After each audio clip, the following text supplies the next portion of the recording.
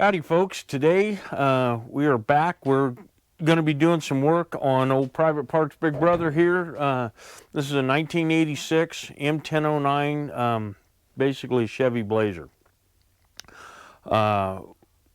It has developed a power steering pump leak, and so we're going to be pulling the power steering pump and trying to find the leak and get it repaired. And then we've got a right rear axle seal that's leaking, and so we're going to be trying to get that addressed today as well.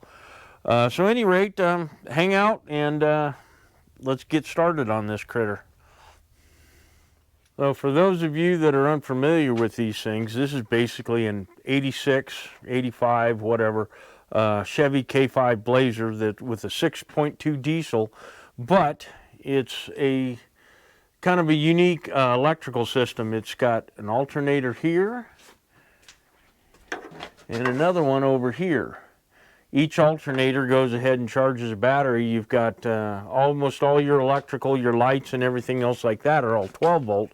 And so they pull power off of one battery, and then your starter, your interface, your trailer connect interface is all 24 volt. So it creates some unique problems, but one of the issues that we're going to be dealing with here today is the power steering pump, which is way down in here. So we've got to go ahead and get the alternator and everything pulled off in order to go ahead and address the issue with the power steering pump. So we're going to go ahead and get started on this. Before we get too terribly carried away with any of this, seeing that we will be working with the electrical, we're going to be pulling the negative terminal off the battery so that we don't get arky sparkies. We don't need a 24 volt light show. Well, there we go. Next thing we got to get going here is we're going to have to, all right, most of this stuff is metric. So we got to get the alternator loosened up and get the alternator removed from the bracket, and then we're just going to kind of fold it back out of the way so we can get to the belts and the power steering pump down below.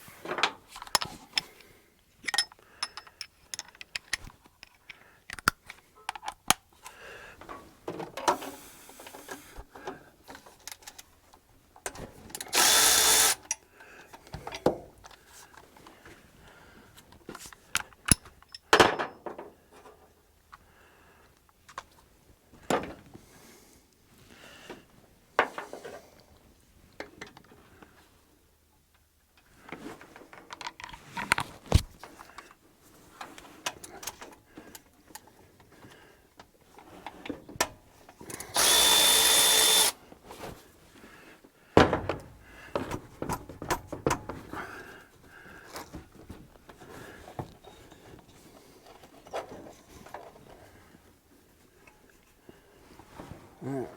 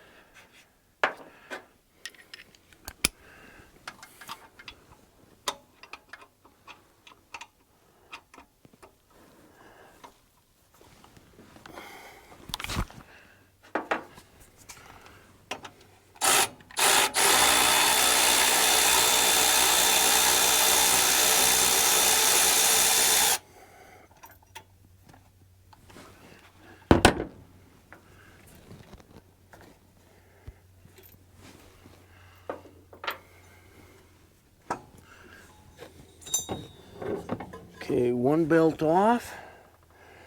And now we should be able to pull the alternator out of here.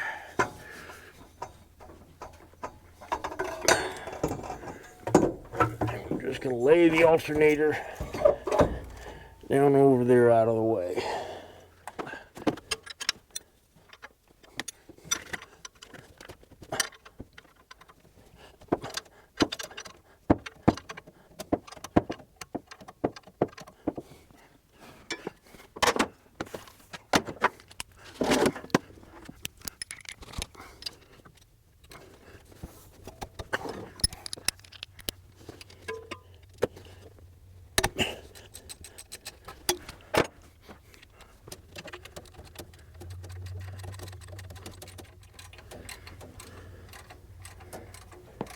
And whoever the GM engineer was that thought this mounting location was a good idea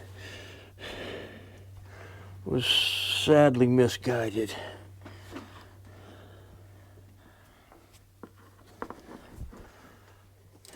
Now the guy that I got this truck from had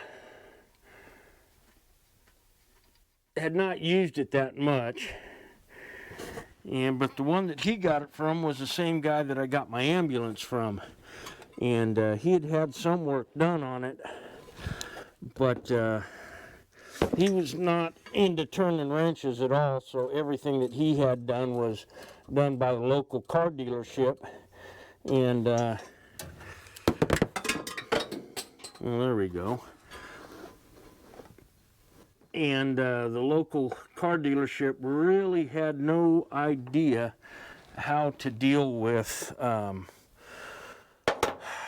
some of the things that you have to deal with on these kind of trucks. And hopefully we can go ahead and figure out what's leaking on it, because the pump itself is still working just fine.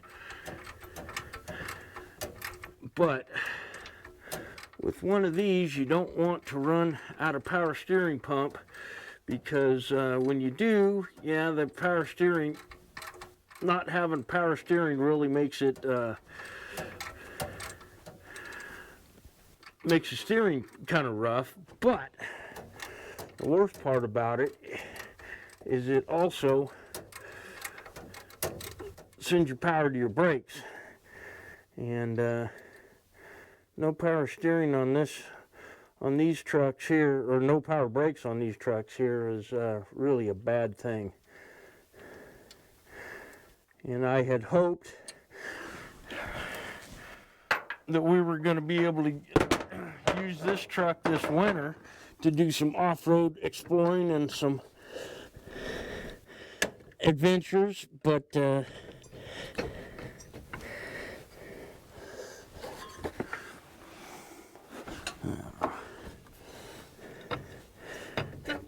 that hasn't been able to happen.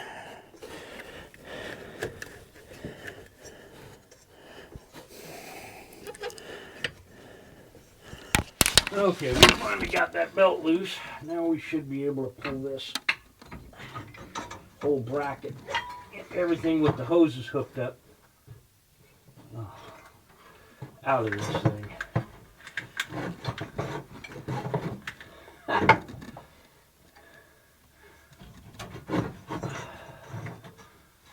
Okay, looks like we're going to have to pull this return hose off. That will be able to get everything loose. Oops, my microphone came loose.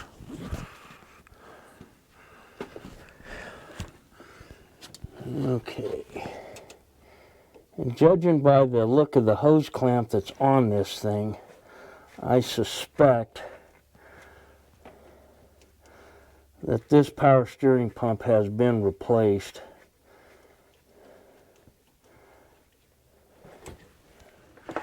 And this hose is not looking real good either, so we're going to cut this thing off and we're going to replace it with some fresh hydraulic hose.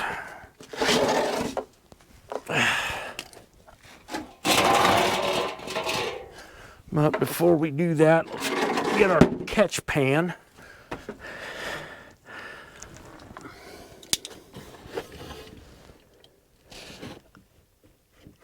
put back underneath.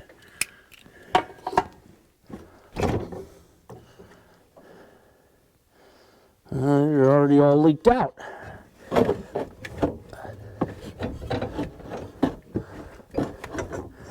Y'all ain't gonna believe where this thing is leaking from.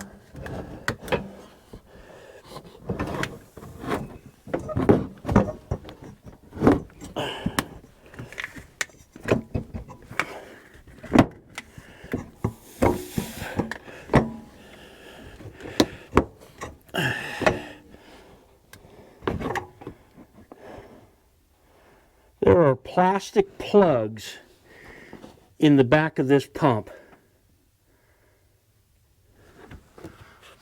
Let me wipe my hands off and show you guys this. Look at that. There are plastic plugs, and you see that upper one there? That's where it's been leaking from. I'm kind of at a loss for words. I have never seen anything this frickin' ridiculous before. So let's go ahead and pull all the hoses loose and see what we can do about fixing that. Okay, folks, you want to know how mechanics get a bad name for being stupid and lazy? This is the bottom of the power steering hose. Look at those frickin' hose clamps. Those hose clamps are way too big, way too long a tail to go, for this hose. This is what it should be looking like. This is the other thing too. This is the plastic plug that's been leaking. There's a threaded hole in there. Okay, just because you don't need that hole for the bracket that you're using doesn't mean you can't go ahead and take a dadgum bolt and put some Loctite on it or put some thread seal on it and thread it in there. The reason why they put these plastic plugs in from the manufacturer is to go ahead and cover the holes and protect the holes. You had caps that were over top of this. You had a thread-in plug or a push-in plug that went in here that you had to remove. So I don't understand that. That is just, and of course I never noticed it. Can't even see these, from looking. You would have had to have basically pretty much climbed up. You would have had to pull the power steering pump off to even see that. I know this was a shop down in Santa Cruz, California that did this, and whoever did this, you should be ashamed of yourselves.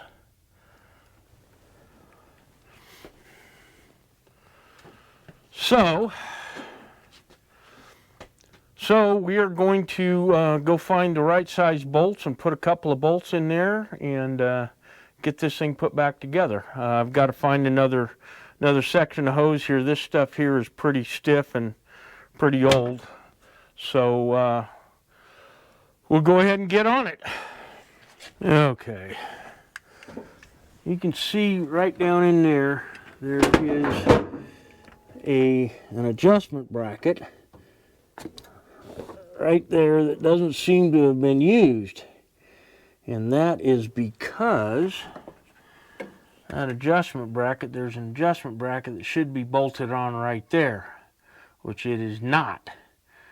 So they either lost the bracket or it was lost while the thing was still in service in the military, which wouldn't surprise me.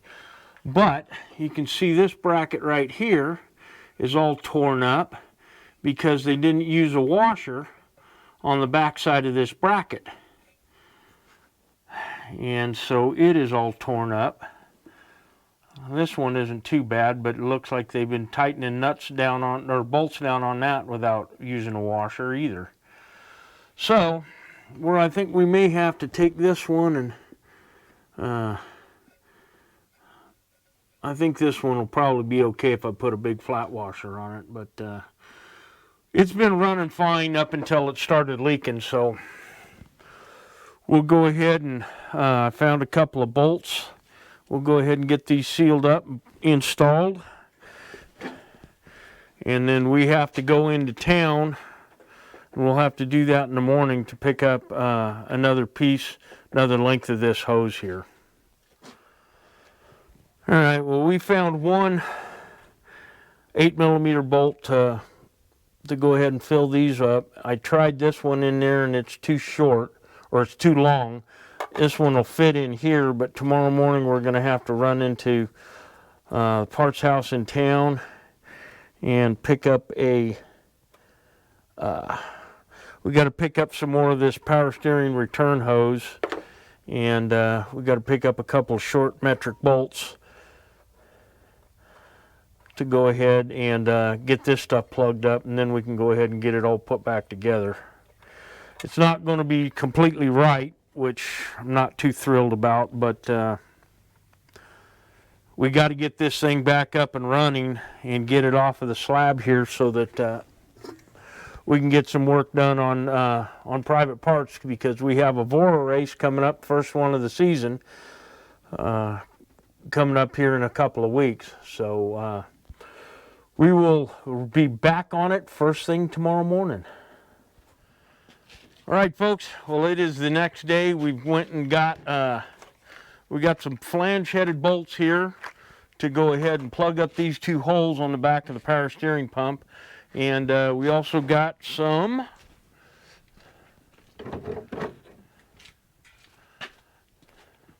fresh power steering return hose.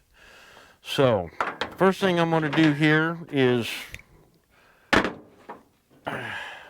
go ahead and get this piece cut.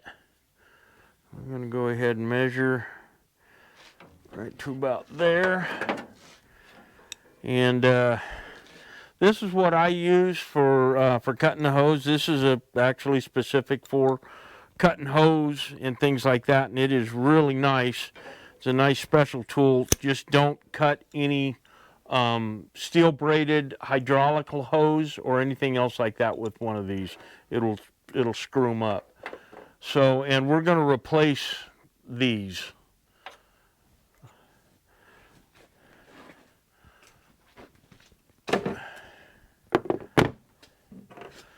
So the next thing is let's go ahead and get our tools. I'm just going to throw that one on the ground.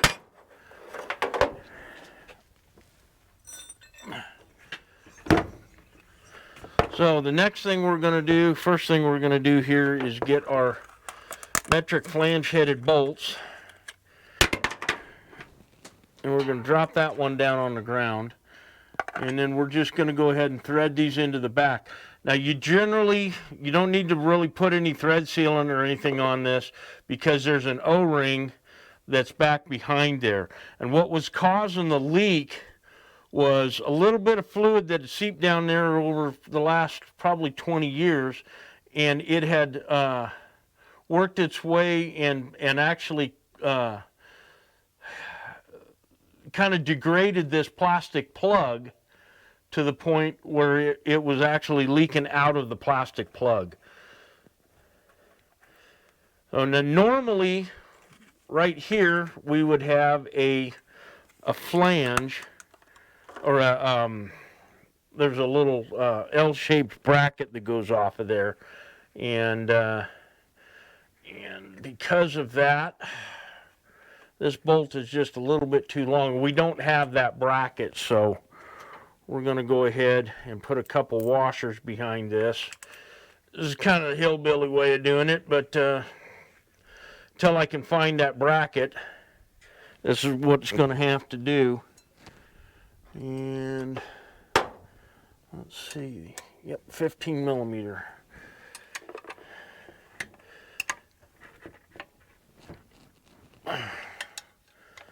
So that should go ahead and tighten everything back up. Well, tighten it back up. No, it was never tight to begin with. So, at any rate, and then we're going to have to get some other washers to put on the back side or on the stud that's down on the water pump, and I can kind of show where that's at here in just a minute. So we've got a couple of washers on this bolt here. That we don't need. Yeah, so you can see these are the bolts that hold the alternator on. One of them had a washer on it, one of them didn't. So, like I said, whoever did the work on this thing last, whatever shop down in Santa Cruz that did the work on this, these guys, I would never, ever, ever have them. I wouldn't even have him work on a frickin' lawnmower. So, let's go find us some washers. Okay, you can see down here, we've got this stud right here, and this is where that bottom bracket goes onto. So we're going to get a washer here and set that washer right on there to go ahead and give us a little bit more room on the bearing surface. So now the next thing, I guess, is to actually we're going to replace, I think we're going to replace this return line too, because it's pretty buggered up. So not only that, but you can take a look, and they frickin' haywired that. They put the wrong size hose clamp on that one too. So we're going to replace that.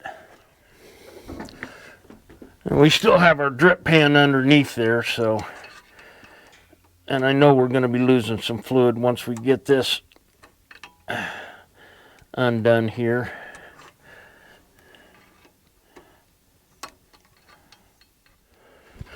Alright, we finally got that belt on there. Now we got to figure out how to pry this out and get this adjusted, because you're not supposed to use a pry bar on the pump itself. Okay, you're not supposed to pry on the pump housing, but that seems to be all we have.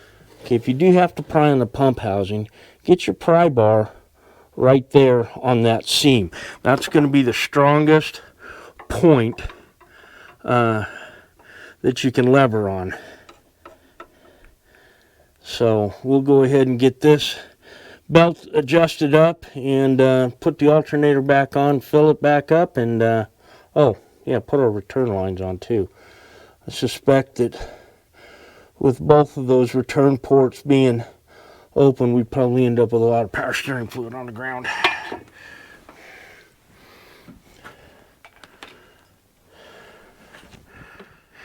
Now we've got a couple of nice fresh new hose clamps. We'll get these put on. And let's see.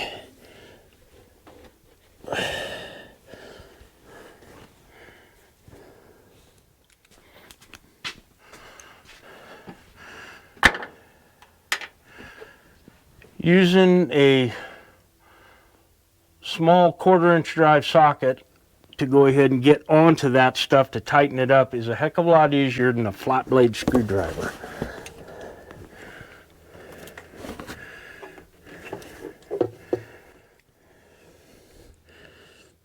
And before you get it to where you need it to be, sometimes it's a good idea to kind of bring the hose clamp down close so you don't have that much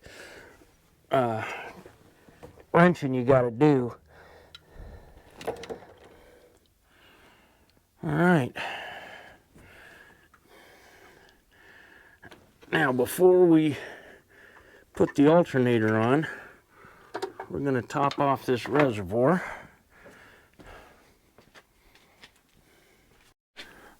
Butters, are you here to help, huh? Yeah, are you here to help, buddy? Okie doke.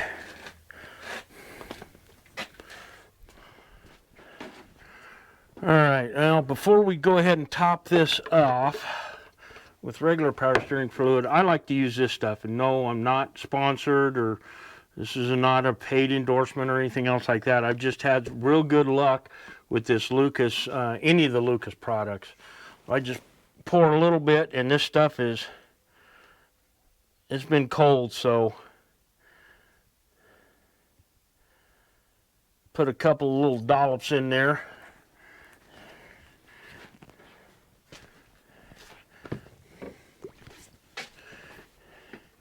And then top it off with the rest of the way with regular power steering fluid.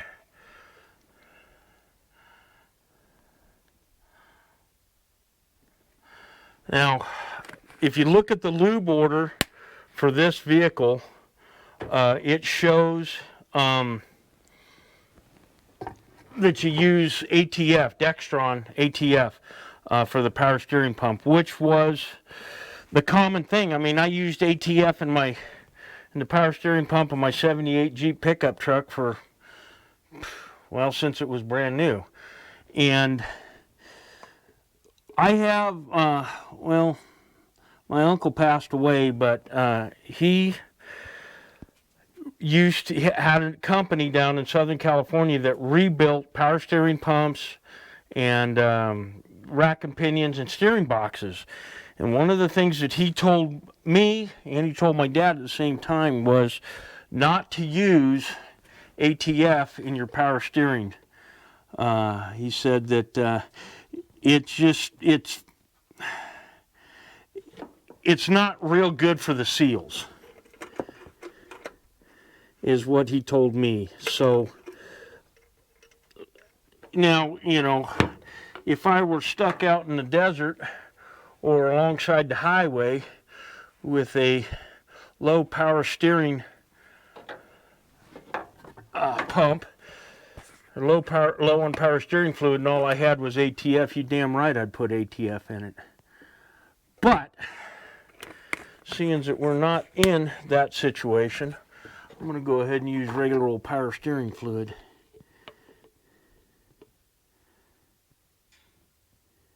And it's not a real good idea to overfill these.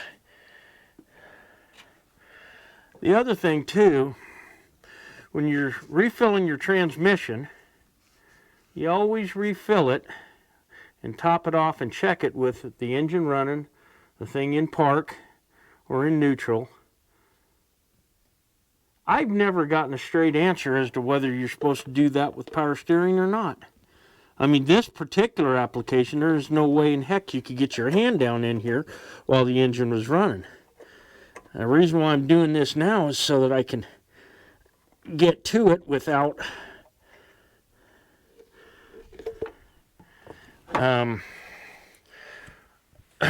without having to stick my arm through the alternator.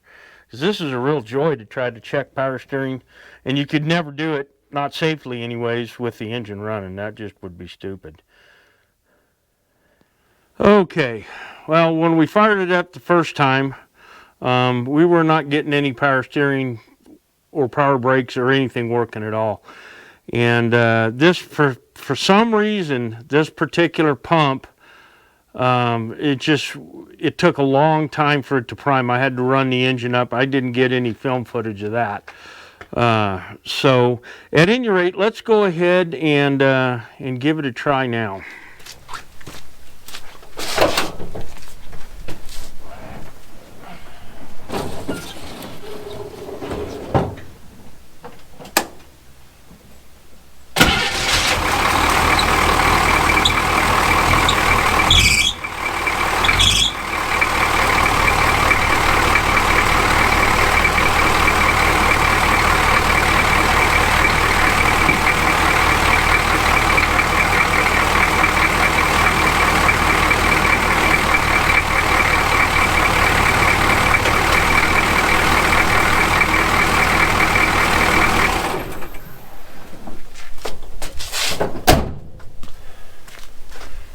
That's much better.